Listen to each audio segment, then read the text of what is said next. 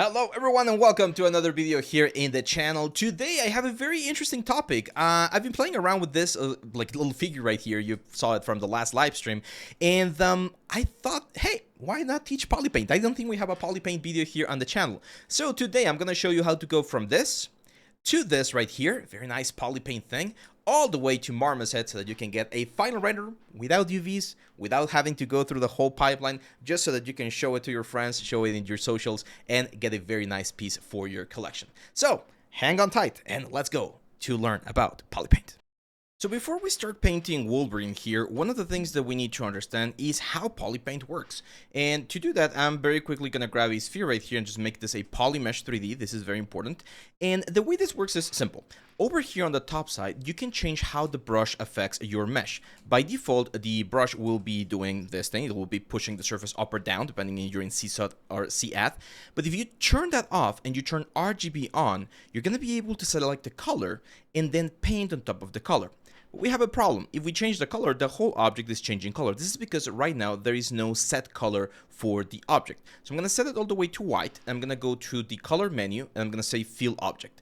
That will fill the object with that white color, and now if I change colors, nothing is happening. Now I can start painting. There we go. And this is something that if you've used before in other softwares called vertex painting, it will be very similar, because one important thing about Polypaint is that it is dependent on the amount of resolution that you have. So if I want to, for instance, go very, very tiny and write a letter, you're going to see it looks very pixelated, right? Why? Because there's only so much information that each vertex can hold. If I, however, Control D to subdivide this a couple of things, and now I try to draw again, there you go. You're going to have more stuff. So this is very interesting because polygons, or not polygons, points, in this case vertices, are saving the color information per vertex, okay? So this is not saved in the UV map. This is not saved on any sort of like format or whatever. It's directly attached to the vertex itself. So the vertex will have a position for X, a position for Y, and a position for Z, where it is on the 3D world, and it will add, right, the RGB information to that position. So this whole thing right here is what the vertex is saving as Polypaint information. So let's go to Wolverine now. And as you can see, this character right here is divided into multiple pieces. I'm gonna start working. let's keep the fangs on, otherwise it looks very weird. So I'm gonna start working, of course, on the body. And one thing I like to do is I like to switch to the basic material. Why? Because it's flatter. You're gonna only worry about the colors, and later on we can work with materials. I'm gonna set this to white, and I'm gonna say color and fill object. Now, this suit is relatively simple. You know, it's black and yellow or blue and yellow, depending on the version that you're going for. Let's talk about the skin, which I think it's an important thing, and it's a little bit more complex. Here's where we can really start learning about Polypaint. So the first thing I'm going to do is I'm going to look for a skin tone, like a base skin tone, and I'm going to use that to paint, as you can see, in all of the places where the skin is going to be. This one's a little bit on the dark side, I would say. Let's make it just a little bit lighter. And the reason why I want to make it lighter is because we're going to be adding more color information. And if we start very dark from the very beginning, it can get a little bit messy. As you can see, I'm not being careful about painting other parts. This to me, and this is one thing that I do like about Polypaint, it reminds me a lot of painting miniatures. I paint a lot of D&D miniatures. So being able to use the same techniques that I use when painting miniatures is really, really fun. So there we go. We've painted all of the areas right here for the mouth. Now, another thing you can do is you can actually go to the material tabs over here. And if you go to the modifiers, you can change or increase the ambient a little bit. That's going to make the material a little bit lighter, so it's not going to look as dark as it usually does. And I like this one. Now, I'm going to change my brush, and I'm going to make this so that it looks a little bit more like an airbrush. Because when you're painting skin specifically, or any type of like complex textures, if you just use this sort of like flat brushes, you're going to get a very sort of like painterly effect. And if we want to go for something that looks a little bit more realistic, using an airbrush will give us that definition. As you can see, we're already at 1.5 million points, so we're quite high. So that's going to give us a good resolution as well. So on the standard brush, I'm going to change this to color spray. I'm going to select like a red color. And what this will do is it will give me this sort of like dots. Now, if I add on top of this alpha 23, which is more dots, you're going to see that we get this very nice sort of like spray effect. Now, I want to see if you guys can like see it, but when I paint, there's a little bit of hue variation on the red. There's going to be red, some yellow, some oranges.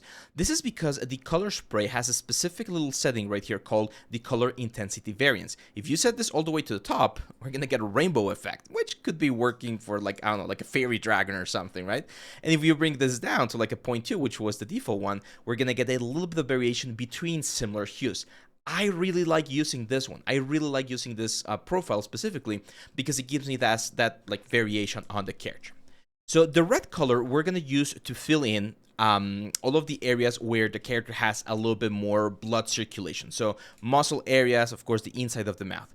Very important tip when using Polypaint. First of all, as you can see, I lowered the RGB intensity because I don't want to overwrite things. We cannot use like multiplies and things like that here, so we got to be a little bit more careful. Again, similar to how we do it in real life when we're painting a figure or like a miniature. And we don't want to oversaturate things. So I'm going to start adding a little bit of a pass here on all of these areas. All of these areas. On the inside of the mouth, of course, we're going to have quite a bit of red. There's a lot of membranes and mucus going on in there. There we go. There we go. And of course, down here. So that right there is going to give us our first pass. And this process, by the way, I teach this as well on the Substance course. This is what I call the clown process or the clown pass, which is a strategy or a way of teaching that I learned a long time ago from an amazing artist called Madeline Scott Spencer. And she teaches that by using these variations, you're going to be able to get a very nice complex skin tone on your characters, especially if you're doing things like here in ZBrush with just Polypaint, right? But this exact same technique you can use inside of Substance. I actually teach it in other videos here on YouTube if you want to check them out, like the orc stylized thing. But yeah, this is it.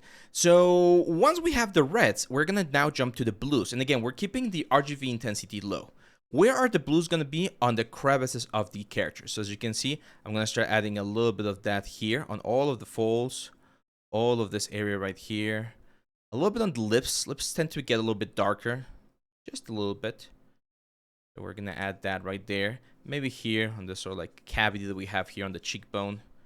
Down here, very important, do not change the size of your brush. I know you can get impatient and be like, oh, I just want to cover everything. You're gonna start getting like very big like spots, very big like spheres, and that's gonna make it look very, very weird. So the good advice is keep your brush at a like small size, and that way it's gonna be a lot easier to control and get a nice gradient between all of these elements.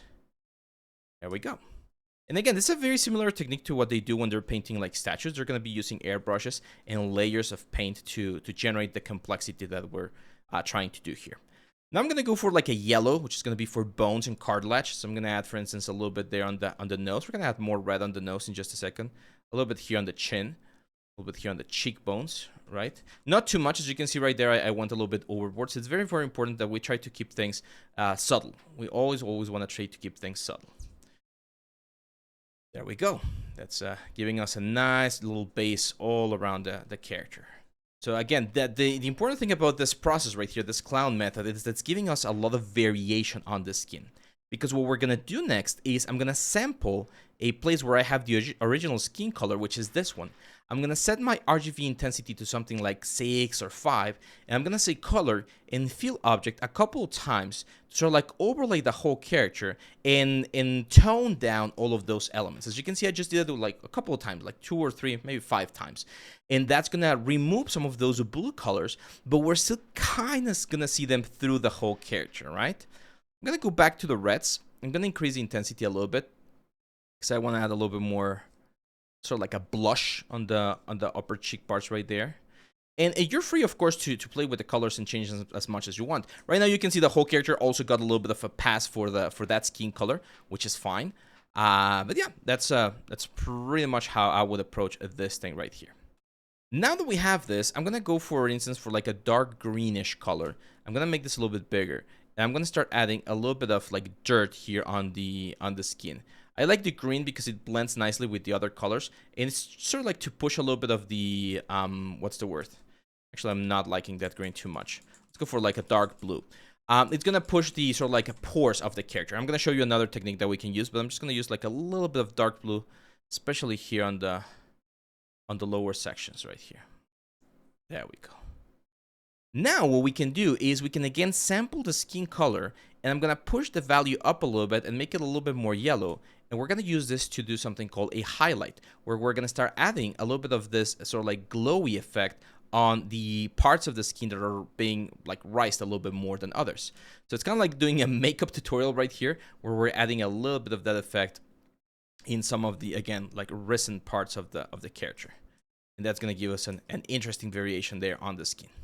Now, here's a little bit more of an advanced trick. I'm going to go all the way to my masking options, and I'm going to use this thing called masks by cavity.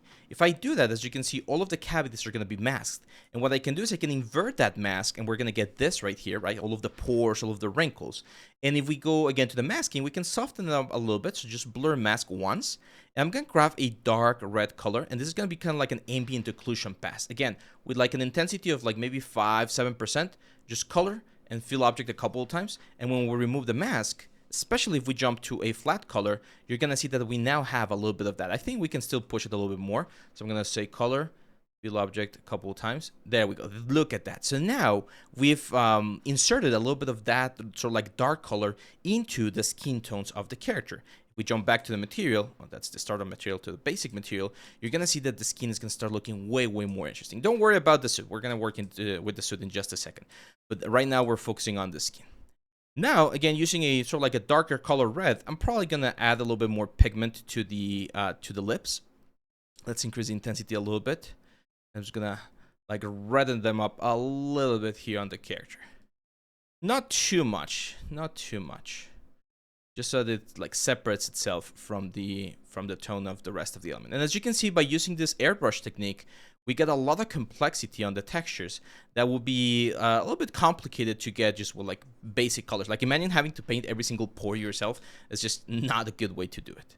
So let's go very quickly to some of the other elements. I want to go to the tongue right here. There we go. So as you can see, I like this color for the tongue. So I'm just going to say color, fill object, and that's it. Of course, with a huge intensity. So color, fill object. There we go. Let's go to the teeth. The teeth, I don't remember if I've separated them by polygroups, but I think I did. So what I'm going to do here is I'm going to mask the teeth out and then say color, fill object. And then we're going to go for like a nice teeth color right there. Let's invert and say color, fill object. As you can see with teeth, I don't like going all the way to white. I feel like too white teeth look really, really weird. So we're trying something a little bit different. Let me delete this one. We don't need it anymore. There we go. Those are definitely a little bit on the dirty side. But now if we go to the teeth, what we can do is we can sample that color, push it a little bit lighter, and now just start adding a little bit of lightness on the teeth themselves, right? So that way we're gonna get a little bit of grime, a little bit of dirt. Ugh, that's nasty on the border of the teeth. But it's also going to give us a very nice like effect, right? Where not everything is like perfectly clean. And that always adds a very nice like visual interest, as I like to say, to the whole thing. There we go. So yeah, that's it. That's it for the skin. I still feel like we could lighten up the skin a little bit more. So again, I'm going to grab the sample. I'm going to go a little bit to the white colors. And just not too much. RGB intensity is way too much right there. Just lighten up a couple of things. It's just kind of like adding a little bit of a highlight to the skin. So I feel like it's getting a little bit on the red side of things. So remember, we're only adding this or trying to add this on the highlight portion of the character. There we go. One great way to check is going to the flat color and seeing how the colors are like behaving. Like if you feel like here that it's a little bit too saturated on the white colors, you can just like sample another color like this sort of like reddish colors and just paint out. You can use layers. I don't love using layers here inside of ZBrush because I've had so many crashes with them, to be honest. But you can use layers to generate all of this like techniques, and you can have like some sort of like skin, like damage, blood, and things like that in other parts of the model. But again, I don't particularly love doing that. Now for the suit, I do have some reference here. There we go. So I'm going to follow this reference right here, which is like a blue and yellow color. And what I want to do, again, is, since it's like a statue that we're painting, you can see that we're going to depend a lot on the material. So in this case, yes, we can paint a couple of highlights, but it's very, very important that we learn how to create those specific colors. So let me show you. First, I'm going to go for like a blue color. And one of the best advices I can give you is never go to the limits of your box in the color palette, okay? So if you want to have a dark blue, I'm going to go with this dark blue right here, but it's not going to touch on the border. That way, if I need to go a little bit darker in certain areas, I'm going to be able to do that. For this particular one, I'm going to change back to freehand and to like Alpha 12 to go back to a more traditional like brush, because this is plastic. We don't need all of that sort of like variation from what I can see. I like to work in broad strokes. Like, I don't like working with small brushes at this stage of the element. I definitely do need to be careful with not hitting the face. So I'm going to be a little bit more careful of that in that border. But everywhere else, since I haven't done the yellow yet, we can be like definitely more aggressive. There we go. Just paint everything here. Same on the other side. And as I mentioned on the intro video, I'm going to show you how to take this into Marmoset, for instance, and render it out. Because yes, you can render it here inside of ZBrush as well. But I don't have the Maxon 1 subscription, so I don't have access to, what's the word? To GPU, like a Redshift. And it takes so long. There we go. I cannot see beneath the mask, so I'm not sure, but I'm guessing it kind of like ends right there and everything else is just yellow. Now, this is, of course, an asymmetrical character right now that I'm painting. You can do this on an asymmetrical character and it's going to work exactly the same. Okay, so cool. Let's now be very careful with this. You can mask things out. I don't have any polygroups or anything, so I'm going to... This is why, again, I was telling you that this reminds me a lot of like painting miniatures. Because you gotta be very careful, very patient as well. If you guys want to know a secret, one of the things that I feel people miss the most as artists is patience. We live in a world where everything is handed to us like super fast, and we don't value patience anymore. Especially in art, it's very important to be patient. Things take time. Like even just this video, like I'm working way faster than I would normally do it, and that's because I need to provide entertaining content as well. But I want to make sure that you guys understand that when you're doing your own stuff, when you're working in a studio, yes, rushes are always in place, and there's always like there's work never ends, as they say. Work never ends. Like there's always something to do, something to improve, something to change. But you gotta take your time, man. You gotta be patient and also enjoy the process. There we go. There we go. Just gonna paint a little bit right there. We're not even gonna see the underside, so not that big of a deal. But that specifically, that border right there, I do wanna hide it if you wish. There we go. So, oh, we're missing a little bit here on the nose. So once we have this like main blue area for the character, because this is gonna be yellow, what we need to do is we need to add shadows and highlights. I don't really think we're gonna need that much shadows, or this color that I just added could potentially be our main shadow. So what I'm gonna do is I'm just gonna push the color up a little bit, okay? And I always like to change the hue just a bit, so I'm gonna change it to a little bit of a light blue hue right there.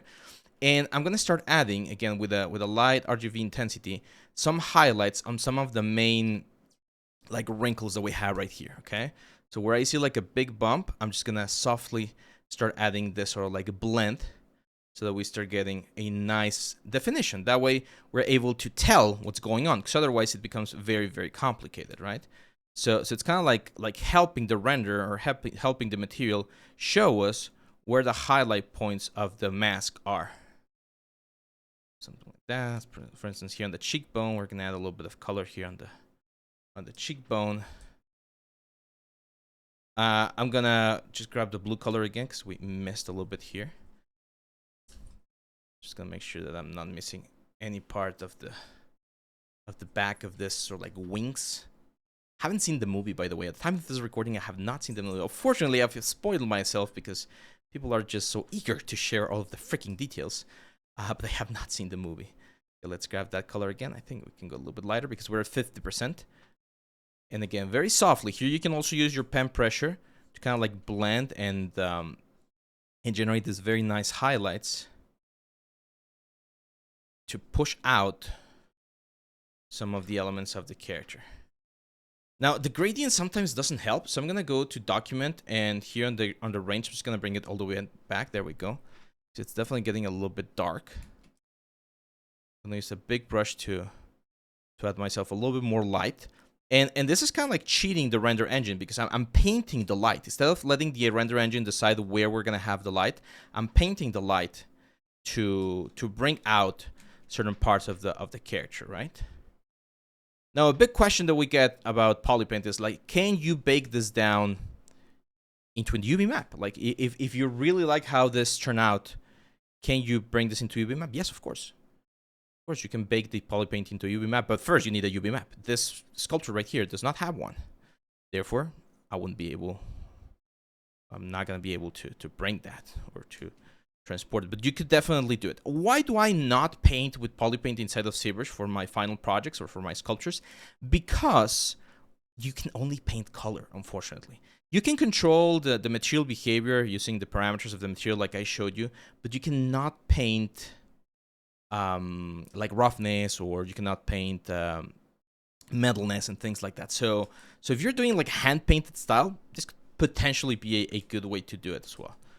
There you go. As you can see, that's a good first pass. Let's go to flat color just to see if I'm not missing. Yeah, as you can see, we're missing a little bit of highlights on this area right here. Should be a little bit more symmetrical. You can also add a little bit more light on the tip of this thing.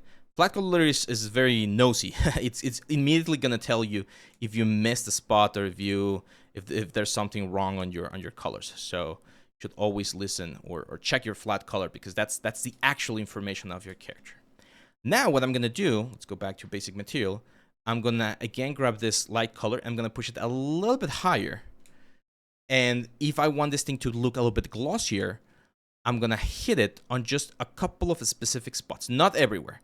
As you can see, the sort of like the highlight is becoming smaller and smaller on the characters. For instance, right there on the eyelids, I think that's an important highlight that we can add. Some of the wrinkles.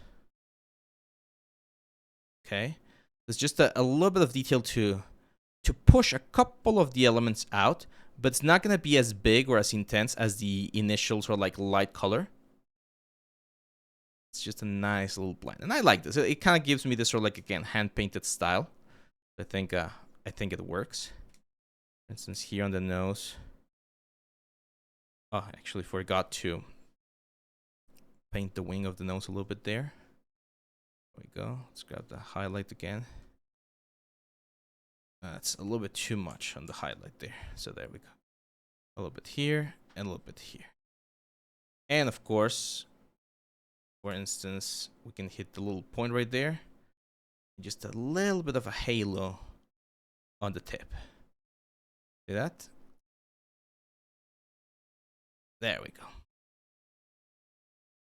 Look at that. So it starts popping, right? Like when we see it, we really see it pop, and it shows quite nicely, I would say.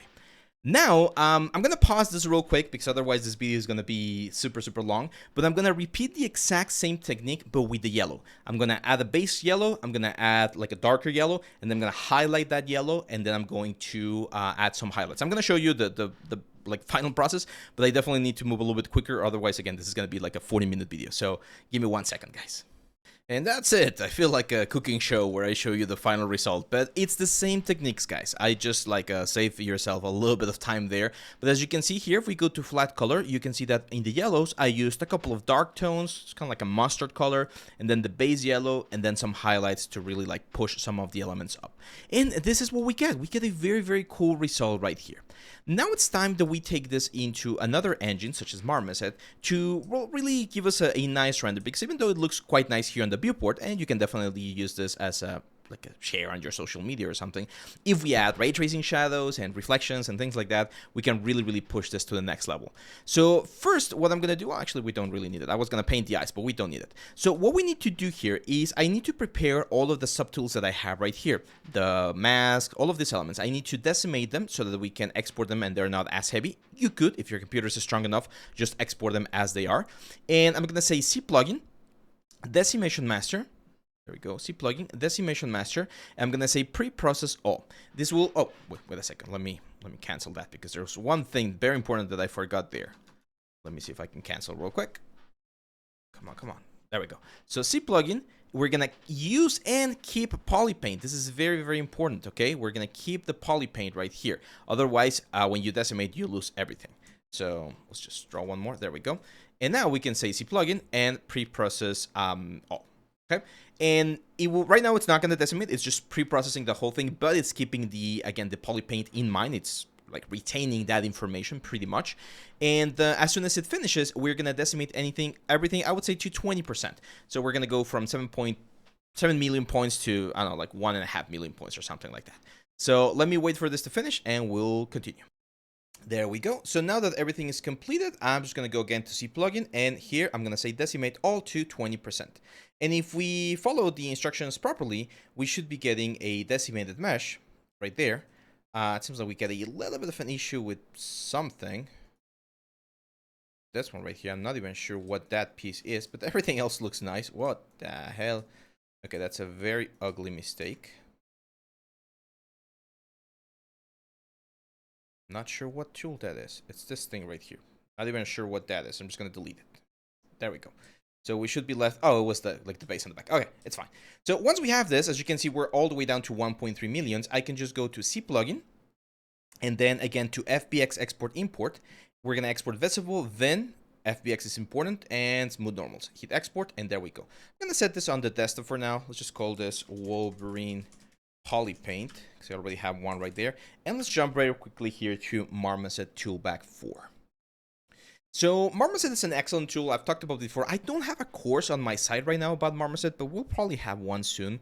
It's one of those like important softwares that I think it's really handy. And one thing that's very cool about it is the fact that it's a single purchase, so you only need to buy it once. It's not like subscription based or anything. It is, I wouldn't say like super pricey, but it's a little bit on the high side. So there we go. Our object is right here, but where the hell is our Polypaint? Well, we need to go to the actual object right here. Let's see if that's the eyes. So it's gonna be a little bit difficult. There we go. It should be this one. Yeah, there we go. Okay, so if we go here to the character, there is an option where we can use the vertex color. That's it. You just turn on this thing right here, Albedo, changes to vertex color, and boom, we got a vertex color. The only problem, of course, is that we don't have control, as I mentioned, over the other materials. So in this particular case, since we've been working on this sort of hand-painted style, I'll probably just push the roughness all the way up. I might add just a little bit there, just to get a sort of like a plasticky feel to the whole thing, right? Like if this is like a collectible, you might get like this sort of like plastic effect right there. You're free to experiment. But in this case, again, teeth, just go over here, change to vertex color. There we go. And this one should be like the tongue, so vertex color, and there we go. In the case of the teeth and the tongue, we can leave the roughness a little bit on the low side, right? Because it's supposed to be a little bit shinier. But again, I'll probably just like push it so that it's closer to the sort of like plastic effect that we're getting everywhere else. And the eyes, we don't even need to move. They're already white, so that's exactly what we want. So here's a very quick technique that I like to use inside of Marmoset. I like to bring my intensity of the light down.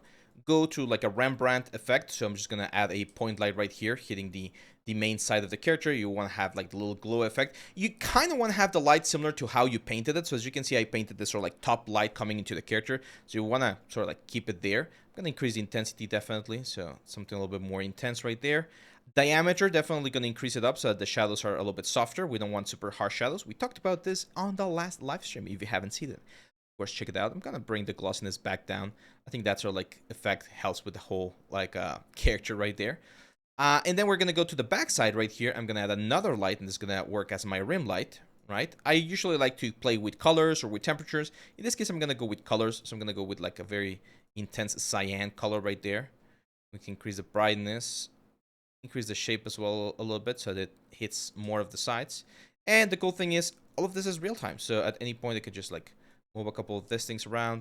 W, E, and R for like movement, scale, and that sort of stuff. There we go. So definitely tone the brightness down a little bit. We can go back to the sky. I don't like the studio. Let's look for something a little bit more interesting, like this abandoned house attic. There we go. And then we play with the brightness, and we can even rotate it around if we want to have a slightly different reflection here and there. Another thing we can add to this character that's, I think, gonna really help is we can add a subsurface. Let's try and see how that works. So if we go here to the options, we can change the transmission to subsurface scattering. And as you can see, it's gonna look like wax. So of course we need to bring the scatter depth down, but we can keep it just a little bit there, and it's just gonna add a couple of extra tones there on the material, especially again because we don't have control over all the other maps that we normally use with PBR, but still giving us a nice control over some of the other stuff. I definitely want to increase the roughness just a tad bit right there. There we go. If we go to render, we can turn on ray tracing, which is going to give us an even more precise rendition. There we go. And now it's a matter of playing with the camera. So I'm going to go here to scene, add object. We're going to add a new camera. We're piloting this camera right now. First thing I'm going to do is change the focal length. 28 is very low for a character, so I'm going to go to something like 65. 65 is going to make the character look way more epic, I would say. So something like this. I don't want to see this camera, so let's turn it off. There we go. You can see ray tracing is active. It's taking a little bit there to do the simulation, but we're getting a very nice skin tone, very nice plastic color with the painting that we did. And once the denoiser finishes, it cleans up the image a little bit more, so that's always good. Definitely gonna go to my first light. I want to use temperature. I'm gonna make it a little bit warmer, not super warm, just a little bit warmer, and definitely increase the intensity a little bit. There we go. Now, one more thing we can add here, and this is what I love about the software, is you can just, for instance, duplicate this light. I'm gonna have another rim light on this side as well, so that way we have like a very comic book style double light hitting from the back. This very cool shadow on the front, or cool light on the front. Might even, like, as you can see, I sometimes even like get rid of completely of the background light, of the HDRI. In this case of elements, right, where we're not really using traditional PBR workflows where we want everything to look photoreal. In this case, I think this is giving us a nice sort of like comic book style vibe. There's some post effects that you can add. So for instance, here on the camera, over on this side, we can add a little bit of sharpen. That always helps to really push things into a nice effect right there. I do think my main light's a little bit too bright, so let's work with it a little bit more. There's things such as bloom. Everyone loves bloom, where things are just like shining a little bit here and there. There's vignette, of course. In this case, we really don't need it because everything is already dark on the other side. If you want to add grain, for instance, so like filmic grain, that's another thing. And you can play with your curves, like post effects, exposure, highlights. Like, again, this is a very like powerful software, I would say, and you can get some really interesting things. The one thing that might help on this one in particular is the depth of field. So for instance, here I have focus, and I can turn on ray trace depth of field. Everything gets blurred out, of course, but if we look for the proper focus distance, which of course is going to be the head of Wolverine right around there, we can play with the intensity. It's way too intense. It's very subtle right there. We can of course reduce this so it's not as intense, but you might see a little bit of depth of field here and there. It's a good little post filter right here. But that's pretty much it, guys. That's how Polypaint works. That's how you can showcase your stuff done with Polypaint, so you don't have to go through the whole UV painting texture thing. It's important that you know how to do that as well, and we covered that in the Substance course. We covered that even a little bit on the ZBrush course. So I'm not saying Polypaint is bad. I actually really like Polypaint, but it has very specific uses, such as this one, which is mainly for like a concept piece. So imagine I'm doing a prototype for Marble, hire me if you want, please. Imagine I'm doing a prototype for like a collectible or something. I can show them this before they even go and manufacture the piece, so they can get an idea of how things are gonna look. And if they like it, well, they produce it, and then once you hand paint it or use an airbrush to paint it, it should look very similar to what we're seeing right here. So that's pretty much it, guys. I hope you enjoyed this video. This is an amazing topic that I think anyone who's using ZBrush should know about. So if you like this video, don't forget to comment, like, and share. It really helps the whole program here, or this whole project. And of course, if you want to know a little bit more about ZBrush and learn all of the intricacies and tools, we do have premium courses available on the link down here on the description. Thank you very much, my friends. I'll see you back on the next one.